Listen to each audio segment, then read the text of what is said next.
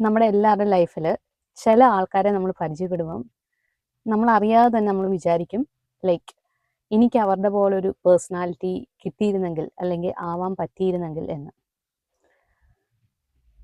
അങ്ങനെയുള്ള പേഴ്സണാലിറ്റി ഉള്ളവരുടെ ഒരു പ്രത്യേകത എന്താണെന്ന് വെച്ചാൽ അവർ അറിയാണ്ട് തന്നെ നമ്മളെല്ലാം അവരിലോട്ട് ഒരു മാഗ്നറ്റിലോട്ട് അടുക്കുന്ന പോലെ ആകർഷിക്കപ്പെടും. ചില ആൾക്കാർ എന്താ പറയുന്ന ജന്മസിദ്ധമായിട്ട് അങ്ങനെയുള്ള പേഴ്സണാലിറ്റിക്ക് ഉടമകളാണ്. പക്ഷേ എങ്കിലും കുറേ ആൾക്കാർ അങ്ങനെയല്ല, അവർ ഒത്തിരി കഷ്ടപ്പെട്ട് അങ്ങനെയുള്ള സ്കിൽസ് ഏൺ ചെയ്തെടുക്കുന്ന ആൾക്കാരുണ്ട്. അപ്പം എങ്ങനെ അങ്ങനെയുള്ള സ്കിൽസ് ഏൺ ചെയ്തെടുക്കാം എന്ന് എൻ്റെ ചില അനുഭവങ്ങളും ഞാൻ പഠിച്ച പാഠങ്ങളും ഞാൻ കണ്ടിട്ടുള്ള ബാക്കിയുള്ളവരുടെ പ്രവൃത്തികളിൽ നിന്നൊക്കെ ഞാൻ ചെറുതായിട്ടൊന്ന് നിങ്ങൾക്ക് പറഞ്ഞു തരാമെന്ന് വിചാരിച്ചു. ഞാൻ വലിയ സംഭവമൊന്നുമല്ല, ഞാൻ ഈ പറഞ്ഞ ആദ്യത്തെ പേഴ്സണാലിറ്റി അല്ല ഞാൻ. പക്ഷേ എൻ്റെ പേഴ്സണാലിറ്റിയിൽ മാറ്റം വരണം എന്ന് ആഗ്രഹിക്കുന്ന, വീണ്ടും വീണ്ടും അതിനു വേണ്ടി ഒത്തിരി പ്രവർത്തിക്കണമെന്ന് ആഗ്രഹിക്കുന്ന ഒരാളാണ് ഞാൻ. അപ്പോൾ എൻ്റെ മുന്നത്തെ കുറേ വീഡിയോസിലൊക്കെ ഞാൻ പറഞ്ഞിട്ടുള്ള ഒരു കാര്യമുണ്ട്, എൻ്റെ ചൈൽഡ്ഹുഡ് ട്രോമ, ഞാൻ കൊച്ചിലെ എങ്ങനെയായിരുന്നു എന്നൊക്കെ ഉള്ളത്. അതിൽ നിന്നൊക്കെ ഞാൻ എന്നെ തന്നെ ഒത്തിരി കഷ്ടപ്പെട്ട് ഇങ്ങനെ എന്താ പറയുന്ന മോഡുലേറ്റല്ലല്ലോ, ഒത്തിരി മാറ്റങ്ങളൊക്കെ വരുത്തി ശ്രമിച്ചുകൊണ്ട് മുന്നോട്ട് പോകാനായിട്ട് ശ്രമിക്കുന്ന ഒരു പേഴ്സണാലിറ്റിയാണ് എൻ്റെത്. അപ്പം എനിക്ക് ഇങ്ങനെ മാറ്റങ്ങളൊക്കെ വരാൻ പറ്റും എന്നുണ്ടെങ്കിൽ നിങ്ങൾക്കും പറ്റും എന്നാണ് ഞാൻ മനസ്സിലാക്കുന്നത്. അപ്പം ഞാൻ ഈ ആദ്യമേ ഉദ്ദേശിച്ച ഒരു ടൈപ്പ് ഓഫ് പേഴ്സണാലിറ്റി ഉള്ള ആൾക്കാരുടെ പ്രത്യേകത എന്താണെന്ന് വെച്ചാൽ അവരുടെ സംസാരവും അവരുടെ നടത്തവും അവരുടെ പ്രവൃത്തികളും ഒക്കെ നമുക്ക് അവരോടൊരു ആരാധന തോന്നുന്ന രീതിയിലുള്ളതായിരിക്കും. അപ്പോൾ അതിന് ബേസിക്കായിട്ട് വേണ്ട ഒരു കാര്യം എനിക്ക് തോന്നിയിട്ടുള്ളത് എന്താണെന്ന് വെച്ചാൽ കോൺഫിഡൻസ് ആണ്. കോൺഫിഡൻസും ഷൈനസും ഇൻട്രോവേർട്ട് എന്ന് പറഞ്ഞ ഒരു ടേമും ഒക്കെ എല്ലാം മൂന്ന് വ്യത്യസ്തമായ കാര്യങ്ങളാണ്. ഒരാൾ ഷൈ ആണ്, ഒരാൾ ഇൻട്രോവേർട്ട് ആണെന്ന് വെച്ച് അയാൾക്ക് കോൺഫിഡൻസ് ഇല്ലെന്നല്ല അർത്ഥം. ഒരു ഷൈ ആയിട്ടുള്ള ഒരാൾ അല്ലെങ്കിൽ ഒരു ഇൻട്രോവേർട്ട് ആയിട്ടുള്ള ആൾ, ഷൈ അല്ലെങ്കിൽ ഇൻട്രോവേർട്ട് ആയിരിക്കുക എന്ന് പറയുന്ന അതൊരു നമ്മുടെ ഒരു ട്രെയ്റ്റ് ആണ്. ചിലപ്പോൾ നമുക്ക് ജനറ്റിക്കലി അതങ്ങനെയാണ്, നമ്മുടെ ജീൻസ് അങ്ങനെയാണ്. അപ്പോൾ ഒരു ജീനിൽ എഴുതി വെച്ചിരിക്കുന്ന കാര്യങ്ങൾ അതിനൊരു വ്യത്യാസം വരുത്തുക എന്ന് പറയുന്നത് കുറച്ചൊരു ബുദ്ധിമുട്ടുള്ള കാര്യമാണ്. പക്ഷേ ഈ കോൺഫിഡൻസ് എന്ന് പറഞ്ഞ സംഭവം അത് നമുക്ക് ബിൽഡ് ചെയ്ത് അത് നമുക്ക് ഉണ്ടാക്കിയെടുക്കാവുന്ന ഒരു സംഭവമാണ്. അത് നമ്മൾ നമ്മുടെ ഉള്ളിൽ തന്നെ പ്രവർത്തിച്ച് നമുക്ക് ഈ കോൺഫിഡൻസ് ഉണ്ടാക്കിയെടുക്കാനായിട്ട് പറ്റും.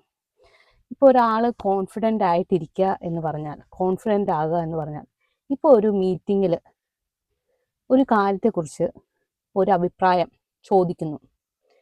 ഇപ്പം എല്ലാവരും ഇപ്പം എന്നോടൊരു അഭിപ്രായം ചോദിക്കുകയാണ്. അപ്പം ഞാൻ പറയാണ് ഐ എം ഓക്കെയാണ്, എന്ത് പറഞ്ഞാലും ഓക്കെയാണ്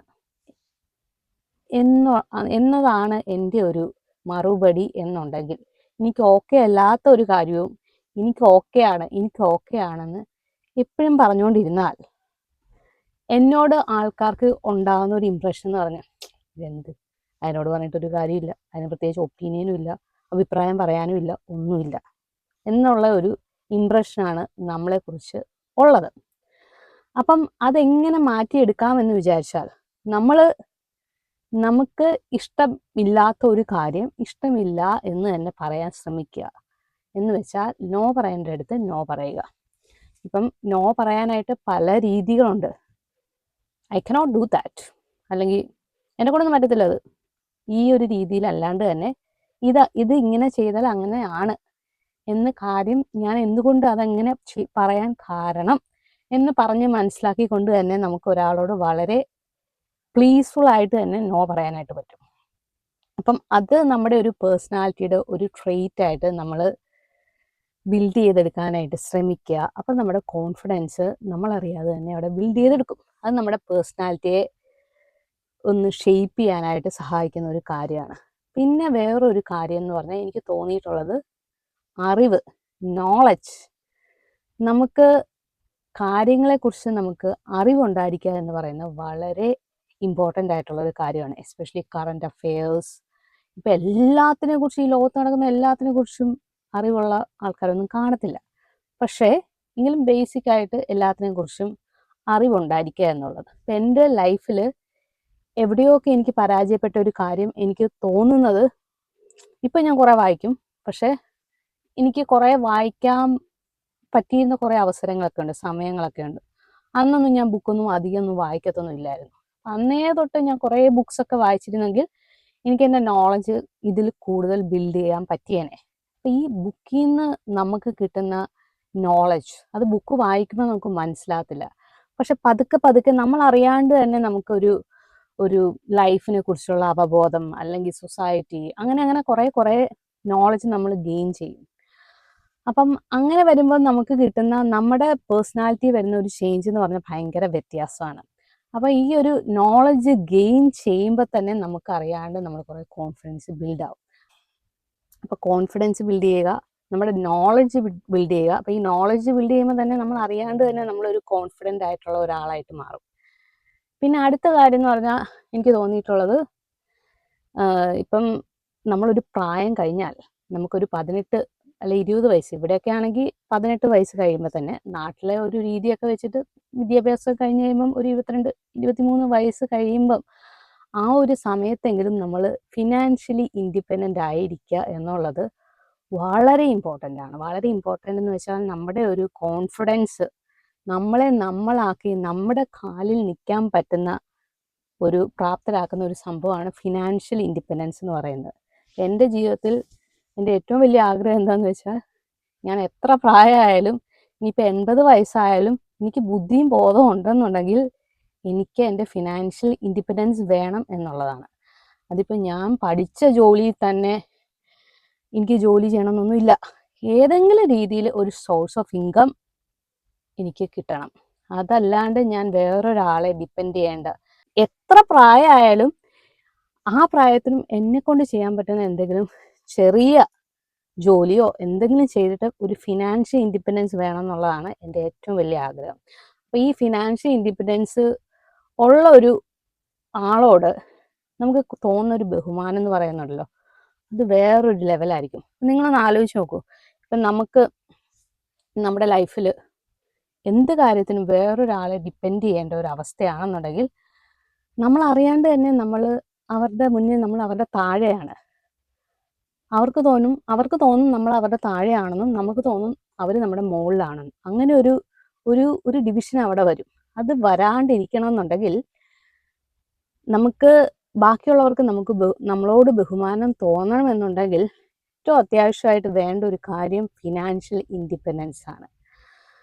അപ്പം ഇപ്പം ഞാൻ പറഞ്ഞ പോലെ ഈ അട്രാക്റ്റീവ് പേഴ്സണാലിറ്റി എന്ന് പറയുന്നത്, അത് ഇന്ന പ്രായത്തിൽ ഇന്നൊരാളോട് അങ്ങനെ നമുക്ക് തോന്നണമെന്നില്ല. ചിലപ്പം നമുക്ക് ചില 70 വയസ്സിലും 80 വയസ്സിലും ഒക്കെ ഉള്ളവർ ഇൻഡിപെൻഡൻ്റ് ആയിട്ട് അവരുടെ കാര്യം നോക്കി അവരെ കൊണ്ട് ചെയ്യാൻ പറ്റുന്ന കാര്യങ്ങളൊക്കെ ചെയ്ത് ജീവിക്കുന്ന ആൾക്കാരെ കാണുമ്പോഴത്തേനും നമുക്ക് അവരോട് ഒരു പ്രത്യേകതരം റെസ്പെക്റ്റ് ഒക്കെ തോന്നും. അടുത്ത ഒരു ഫാക്ടർ എന്ന് പറഞ്ഞാൽ, ഇപ്പം ഞാൻ പറഞ്ഞു, നമ്മൾ നോ പറയേണ്ട അടുത്ത് നോ പറയാനും, നമ്മുടെ ഡിസിഷൻസ് മാർക്ക് ചെയ്യാനും, നമ്മുടെ ഒപ്പീനിയൻസ് പറയാനും ഉള്ള ഒരു ഫ്രീഡം നമുക്ക് വേണം. ഒരു കോൺഫിഡൻസ് വേണം, ഫിനാൻഷ്യൽ ഇൻഡിപെൻഡൻസ് വേണം, പിന്നെ ഒരു അത്യാവശ്യം കറണ്ട് കാര്യങ്ങളെക്കുറിച്ചുള്ള നോളജ് ഒത്തിരി വായിക്കുക. പിന്നെ വേറൊരു കാര്യം എന്ന് പറഞ്ഞാൽ ടു സെറ്റ് ബൗണ്ടറീസ് എന്നുള്ളതാണ്. അത് എൻ്റെ ലൈഫിൽ എന്നുള്ള എക്സ്പീരിയൻസിൽ നിന്ന് തന്നെ എനിക്ക് പറയാൻ പറ്റും. ഞാൻ കുറേ കാലഘട്ടം വരെ എൻ്റെ ലൈഫിൽ അങ്ങനെ ബൗണ്ടറീസ് സെറ്റ് ചെയ്യുന്ന ഒരാളായിരുന്നില്ല.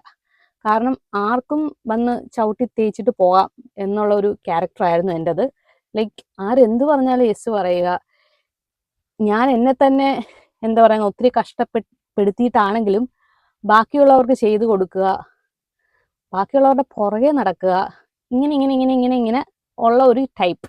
അപ്പം അതാണ് എനിക്ക് എൻ്റെ ക്യാരക്ടറിൽ എനിക്ക് ഏറ്റവും കൂടുതൽ എനിക്ക് മോൾഡ് ചെയ്തെടുക്കേണ്ട ഒരു സ്വഭാവമായിട്ട് എനിക്ക് തോന്നിയിട്ടുള്ളത്. കാരണം ഒരു ബൗണ്ടറി സെറ്റ് ചെയ്യുക.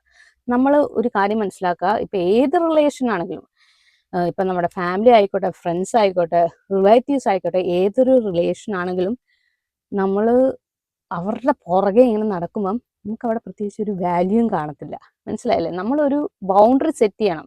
നമ്മൾ ഇച്ചിരി മാറി നിന്നാലും അവരുടെ ലൈഫിൽ നമ്മുടെ ഇമ്പോർട്ടൻസ് എന്താണെന്നുള്ളത് മനസ്സിലാക്കാനായിട്ടുള്ള ഒരു അവസരം കൊടുക്കണം. ചില ആൾക്കാരുണ്ട് ഇങ്ങനെ പുറകെ നടന്ന് എല്ലാം ചെയ്തു കൊടുത്ത് അങ്ങനെയുള്ളവർക്ക് സത്യം പറഞ്ഞ വില കാണത്തില്ല. എൻ്റെയൊക്കെ വിചാരം എന്താണെന്ന് വെച്ചാൽ നമ്മളിങ്ങനെ ചെയ്തു കൊടുക്കുമ്പം അല്ലെങ്കിൽ നമ്മളിങ്ങനെ അവരെ ഒത്തിരി സന്തോഷിപ്പിക്കുമ്പം നമുക്ക് അവരുടെ സ്നേഹം കിട്ടും, അല്ലെ അവർ നമ്മളെ ഓർത്തിരിക്കും. ഒന്നുമില്ല. ഇതൊന്നും ചെയ്തു കൊടുക്കാണ്ട് ആരെങ്കിലും ഒരാൾ ഒരു ദിവസം വന്ന് എന്തെങ്കിലും ചെയ്തു കൊടുക്കുമ്പോൾ അവർക്കായിരിക്കും ഏറ്റവും വില. ഇതിപ്പോൾ ഏറ്റവും കൂടുതൽ ജീവിതകാലം മൊത്തം ചെയ്തു കൊടുത്ത നമുക്കൊരു വിലയും കാണത്തില്ലെന്ന് മാത്രമല്ല, എന്നെങ്കിലും ഒരിക്കൽ നമ്മൾ ഒരു കാര്യം ചെയ്യാനായിട്ട് ഇച്ചിരി ഒന്ന് പിന്നോക്കമായാൽ അത് എടുത്തു പറഞ്ഞ് നിൽക്കാനായിട്ടും ആൾക്കാർ കാണും. സോ നമുക്ക് നമ്മുടേതായിട്ടുള്ള ഒരു സ്റ്റാൻഡ് വേണം, നമ്മുടേതായിട്ടുള്ള ഒരു ബൗണ്ടറി കീപ്പ് ചെയ്യുക എന്നുള്ളത് ഏറ്റവും അത്യാവശ്യമായിട്ടൊരു കാര്യമാണ്. എന്ന് വെച്ചാൽ ആൾക്കാരോട്ട് വഴക്കുണ്ടാക്കണം, പിണങ്ങണമെന്നല്ല, ആൾക്കാരെ സഹായിക്കേണ്ട സമയത്ത് സഹായിക്കണം. ഇപ്പം ഞാൻ ഈ പറഞ്ഞത് വെച്ചിട്ട് ഇപ്പോൾ ഒരാൾ ഹോസ്പിറ്റലിൽ പോകാനായിട്ട് എന്നെ വിളിച്ചു, അപ്പം ഞാനിങ്ങനെ ബൗണ്ടറി സെറ്റ് ചെയ്തിട്ട് അപ്പം ബൗണ്ടറി സെറ്റ് ചെയ്യാലോ, പോകാണ്ടിരുന്നാലോ? അതല്ല കേട്ടോ. അതല്ലാണ്ട് നമുക്കറിയാലോ, ഞാൻ പറഞ്ഞ എന്താണെന്ന് നിങ്ങൾക്ക് മനസ്സിലായി കാണുമല്ലോ. അപ്പം അങ്ങനെ ഒരു ഹെൽത്തി ബൗണ്ടറി ഏതൊരു റിലേഷനിലും നമ്മൾ മെയിൻറ്റെയിൻ ചെയ്യണം. എങ്കിലേ ആ ഒരു ഏത് റിലേഷൻ ആണെങ്കിലും ഒരു ബ്യൂട്ടിഫുൾ ആയിട്ട് മുന്നോട്ട് കൊണ്ടുപോകാനായിട്ട് പറ്റത്തുള്ളൂ. അപ്പം അങ്ങനെ നമ്മളൊരു ഹെൽത്തി ബൗണ്ടറി മെയിൻറ്റെയിൻ ചെയ്യുന്ന ഒരാളാണെങ്കിൽ ആൾക്കാർക്ക് അറിയാണ്ട് തന്നെ നമ്മളോടൊരു റെസ്പെക്റ്റും ഒരു ബഹുമാനവും നമ്മളൊന്ന് വിളിച്ചിരുന്നെങ്കിൽ എന്നുള്ളൊരു തോന്നലൊക്കെ വരും.